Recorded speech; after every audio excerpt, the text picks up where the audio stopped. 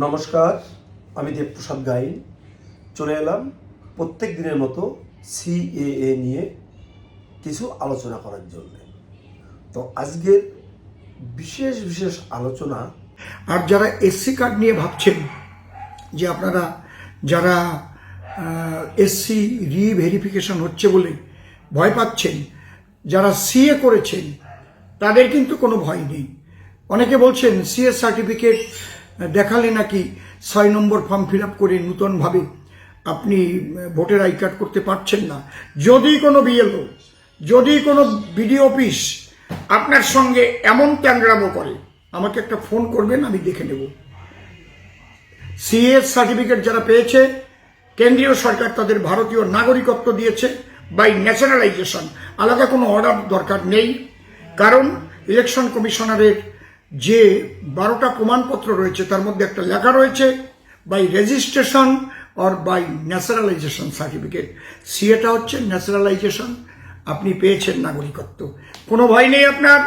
যদি কোনো বিএলও ওই চটি চাটা বিএলও ট্যাংরামো করে বা চটি চাটা বিডিও, আমাকে একটু ফোন করবেন, ওর চাকরিটা কিভাবে খেয়ে নিতে হয় সেটা আমি দেখে দেব।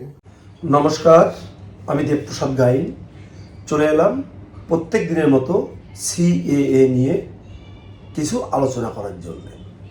তো আজকের বিশেষ আলোচনা, আপনারা অনেকেই ফোন করছেন, ফোন করে বলছেন যে আইবি অফিসারদের বাড়িতে গেলে কি কি বলতে হবে, কি কি করতে হবে, কি কি করণীয় আছে। তো আপনাদের বলবো, আইবি অফিসাররা আপনাদের বাড়িতে যাবে, আপনাদের কাছে যে একটি অ্যাকনলেজমেন্ট কাগজ সহ যে একটা ফাইল আপনাদের কাছে আছে, সেই ফাইলটি আপনাদের কাছ থেকে নেবে। তারপর আপনি হিন্দু কিনা সেটা তারা যাচাই বাছাই করবে, বাড়িতে আপনার হিন্দু কালচার আছে কি নেই সেটাও তারা যাচাই বাছাই করে। অনেক ক্ষেত্রে মন্দির দেখে, অনেক ক্ষেত্রে আপনার বাড়ির আশেপাশে কারো কাছে আপনার সম্পর্কে জিজ্ঞাসা করে যে আপনি কত সালে বাংলাদেশ থেকে আসলেন, আপনি এর ভিতরে পাসপোর্টে ও দেশে কতবার যাওয়া আসা করেছেন, আপনার কাছে বাংলাদেশি পাসপোর্ট ভ্যালিড বা ইনভ্যালিড পাসপোর্ট আছে কি না। এটা এখন বড় দেখার বিষয়, কারণ সরকার নির্দিষ্টভাবে একটি নোটিফিকেশন জারি করেছে যে যারা সিএতে আবেদন করছে তাদের কাছে বাংলাদেশে ভ্যালিড বা ইনভ্যালিড পাসপোর্ট আছে কি নেই। যদি ইনভ্যালিড বা ভ্যালিড পাসপোর্ট থাকে তাহলে সেটা হেয়ারিংয়ের সময় আপনাদের জমা দিতে হবে এবং অ্যাপ্লিকেশান করার সময় সেইটি আপনাকে স্পষ্টভাবে লিখিত দিতে হবে যে আপনার কাছে পাসপোর্ট আছে, সেই পাসপোর্টের নাম্বার এত এত এত। আর না থাকলেও লিখিত দিতে হবে যে আপনার কাছে পাসপোর্ট নেই, আপনি পাসপোর্টে এসে থেকে অনেক সময় কেউ পুড়িয়ে ফেলেছে, ছিঁড়ে ফেলেছে, বা অনেকে ব্যাক করে কারো আত্মীয়র কাছে দিয়ে ওই দেশে পাঠিয়ে দিয়েছে, সেগুলোও আপনারা ডিক্লেয়ার দেবেন। পাসপোর্ট সম্পর্কে আপনারা কিন্তু একেবারে সচেতন থাকবেন। এবং যারা ইতিমধ্যে অ্যাপ্লিকেশান করেছেন কিন্তু আপনার কাছে পাসপোর্ট আছে কি নেই, এই কথাটি আপনার অন সি, 3টে কোর্ট নটারির মধ্যে যে নটারিটি অন সি লেখা আছে দেখবেন, সেটাতে আপনার পাসপোর্ট সম্পর্কে কোনো তথ্যাদি দেওয়া নেই। তো যে কারণে আপনারা হ্যারিংয়ের আগেই অন সিতে যে পরিবর্তন এসেছে সেই পরিবর্তন অনুযায়ী অন সি কোর্ট নটারিটি অবশ্যই করে নেবেন। এবার আসা যাক, যারা অ্যাপ্লিকেশান করার পরেও 5 মাস 6 মাস 7 মাস হয়ে যাচ্ছে, হ্যারিংয়ের ডেট আসছে না, তাদেরকে বলবো আপনারা একটু চেক করে দেখবেন যে আপনার যে ভদ্রলোক অ্যাপ্লিকেশান করে দিয়েছিল সে আপনার ডকুমেন্টসগুলো লাস্ট অবধি আপলোড করেছিল কি না। আপলোড না করে অনেক সময় আপনাদের অ্যাকনলেজমেন্ট কাগজগুলো বের করে দিচ্ছে বা এমএস নাম্বার আছে এমন কাগজ দিয়ে বলছে আপনাদের অ্যাপ্লিকেশন হয়ে গেছে। তো এই রকম অবস্থা যদি করে রাখে এরা, তাহলে কিন্তু আগামী 100 বছরেও কিন্তু আপনার হ্যারিংয়ের ডেট পড়বে না, এটা কিন্তু স্পষ্ট কথা। যে কারণে এখন দেখবেন বিভিন্ন জায়গায় সিএর ক্যাম্প হয়েছে, সে সমস্ত ক্যাম্পে গিয়ে বা যারা জানে বুঝে তাদের কাছ থেকে আপনার ফাইলটি একটু চেক করে নেবেন যে আপনার সিএর ডেট আসছে না কেন।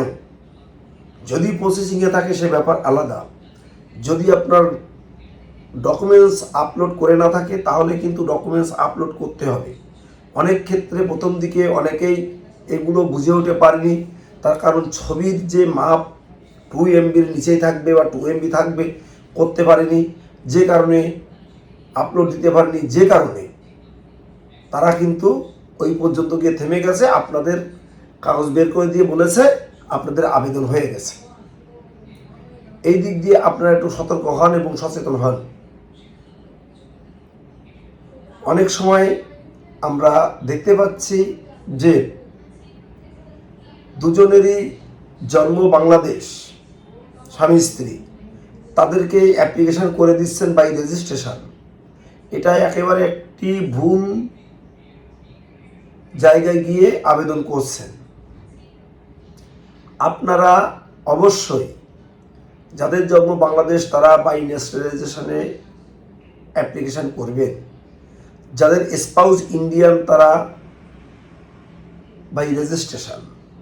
মা বাবা দুজন ইন্ডিয়ার নাগরিক, অর্থাৎ নাগরিকত্ব পেয়েছে সিএর মাধ্যমে, তখন আপনি আপনার জন্য ফর্ম 2 একটি সেকশন আছে, আপনি সেখানে আবেদন করতে পারেন।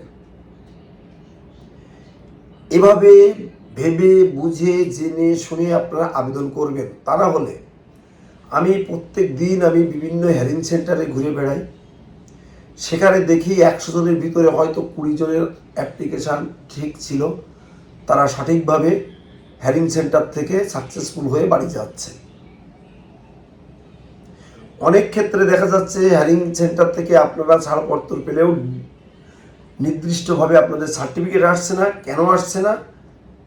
সেন্সর বোর্ড আপনারটি আটকে রেখেছে, ডিটেনসি পাঠিয়ে দিচ্ছে। অনেক ক্ষেত্রে দেখবেন আপনি একটি ধর্মীয় সার্টিফিকেট দিচ্ছেন, সেই সার্টিফিকেটের নিচে সেই প্রতিষ্ঠানের নিজের হাতে সিগনেচার নেই, ওটা একটি দেখা যাচ্ছে যে স্ক্যান করার সিগনেচার। অনেক ক্ষেত্রে দেখা যাচ্ছে কর্নারে সেখানে ডেট নেই ধর্মীয় সার্টিফিকেটের। অনেক ক্ষেত্রে দেখা যাচ্ছে সিরিয়াল নাম্বার নেই। অনেক ক্ষেত্রে দেখা যাচ্ছে হিন্দু কথাটি নেই। অনেক ক্ষেত্রে দেখা যাচ্ছে বাংলাদেশ কথাটি ওখানে লেখা নেই, যে আপনি কোথা থেকে এসেছেন, কোন দেশি হিন্দু, আপনি পাকিস্তান থেকে এসেছেন না আফগানিস্তান থেকে এসেছেন না বাংলাদেশ থেকে এসেছেন। যে কারণে ওই ফাইলটি আবার ডিএলসিতে ফেরত আসছে, আপনাদের কি করছে আবার ওখানে পাঠাচ্ছে যে এই কাগজ ঠিক করে নিয়ে আসুন। এরকম ঘটনা কিন্তু আরও প্রতিনিয়তই ঘটছে, যে কারণে আপনাদের সার্টিফিকেট পেতে বিলম্ব হচ্ছে। আপনারা আমাদের ফোন করছেন, বিভিন্ন জায়গায় যাচ্ছেন, বিভিন্ন নেতানেত্রীদের কাছে যাচ্ছেন। তাই আমি আপনাদের বলবো, যারা সিএতে আবেদন করতে জানে বুঝে এই সমস্ত মানুষের কাছে আপনারা যাবেন এবং সিএতে আবেদন সেখানে গিয়েই করবেন। নতুন কোনো ছেলে মেয়েদের কাছে গিয়ে আপনারা আবেদন করবেন না, তাহলে আপনারা কিন্তু বিপদে পড়ে যাবেন।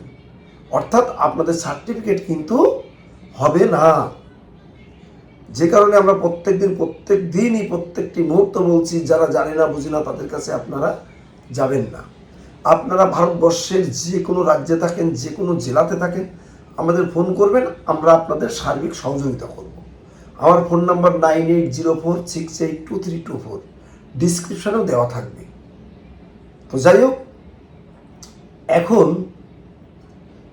আমরা দেখতে পাচ্ছি যে প্রচুর পরিমাণে অন্নপূর্ণা যোজনায় আমাদের মা, জেঠিমা, কাকিমা, বোনরা আবেদন করছে বা করার জন্য উদ্যত হচ্ছে, কিন্তু অনেকের ভোটার তালিকায় নাম নেই, নাম কাটা গেছে। তাদেরকে বলবো আপনারা সিএতে আবেদন করুন।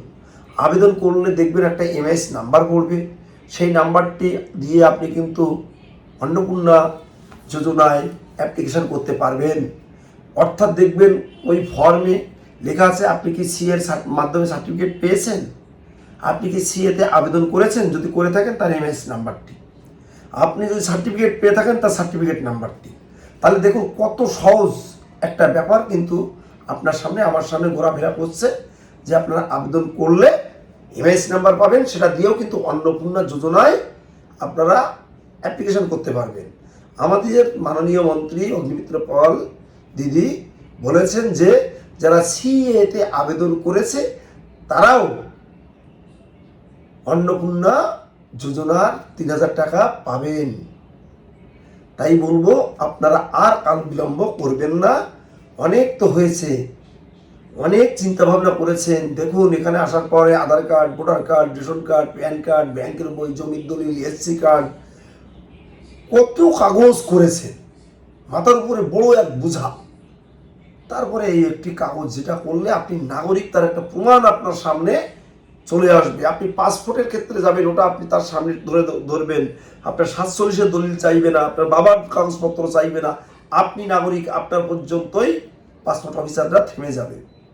আপনি ভোটার তালিকায় নাম তুলতে যাবেন, আপনার ওই ব্যাকগ্রাউন্ড কি ছিল না কি ছিল অত কিছু দেখতে যাবে না। আপনি সিএ এর মাধ্যমে যে সার্টিফিকেটটা পেয়েছেন ওটাই হচ্ছে আপনার নাগরিকত্বের প্রমাণ, ওটা দেখিয়ে আপনি কিন্তু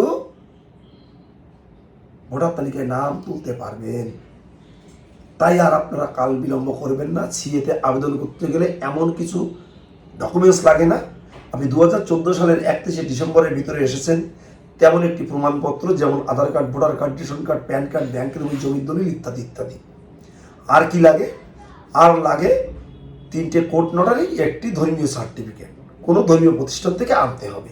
আর বাংলাদেশ থেকে হয় নিজের, তাহলে বাবা, ঠাকুরদাদা, মা, মায়ের মা, মায়ের বাবা, এদের যে কোনো একটা ভ্যালিড ডকুমেন্টস, এগুলো আনলেই আপনারা কিন্তু সিএতে আবেদন করতে পারবেন এবং সিএ এর মাধ্যমে নাগরিকত্ব পাবেন। তো যাই হোক, যারা প্রত্যেক দিন আমার এই প্রতিবেদন দেখেন শহর, বন্দর, গ্রাম, গঞ্জে, প্রত্যেকে বলবো আমার চ্যানেলটিকে সাবস্ক্রাইব করে দেবেন, শেয়ার করে দেশ ও দেশের বাইরের লোককে দেখার সুযোগ করে দেবেন, যাতে তারা একটু উপকৃত হয়। তো সবাই সুস্থ থাকো, ভালো থেকো, সুন্দর থেকো, এই কামনায় আজকের মতো আমি আমার বক্তব্য শেষ করছি। পরিশেষে আমার বয়োজ্যেষ্ঠদের চরণে রইল আমার প্রণাম।